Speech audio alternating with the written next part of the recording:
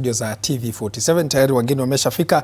Ambaye ameketi karibu nami anafahamika kama Njeri Kahiga, ambaye ni kiongozi wa vijana katika chama cha DCP, na upande wa mwisho kule ni Innocent Paluget ambaye ni mtaalamu wa uongozi na masuala ya maendeleo. Karibuni sana kwenye studio za TV47.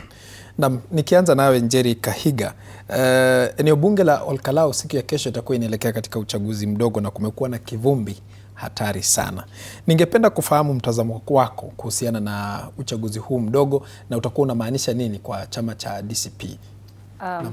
Kwanza kabisa ni shukuru TV47 kwa mwaliko huu kwa kusikiza vijana, jambo ambalo serikali ya Kenya Kwanza imeshindwa, na niseme ya kwamba pale Olkalau mambo imekuwa for the last 90 days imekuwa kila upande ukifanya siasa.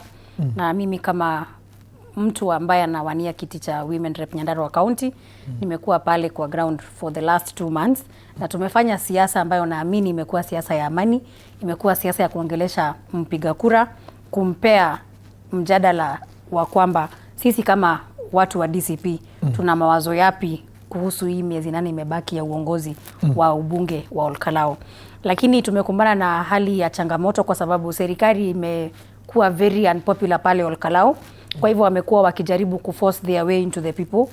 Wamekuwa wakileta all sorts of goodies kwa mwananchi wa Olkalau.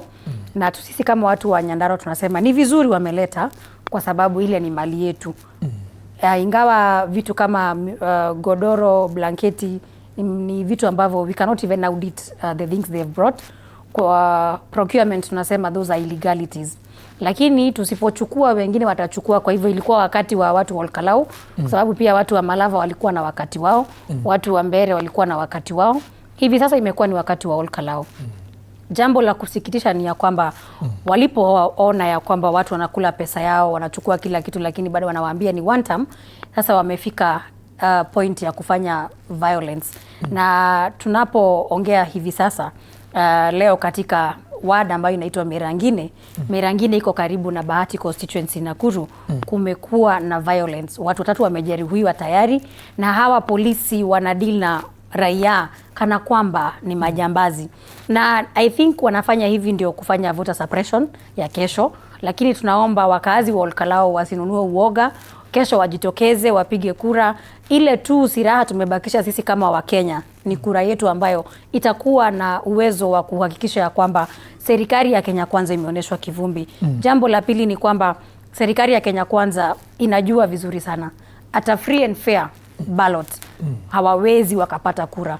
Kwa hivyo wanatumai kutumia polisi. Umeona ile jeshi imeteremshwa pale ya polisi 1,000 is quite unnecessary. Number 2, we've never seen this in other by-election. Unajua kusema polisi 1,000 na vituo ambavyo viko pale ni vichache sana, ni kumaanisha kila kituo polisi 10 na kitu.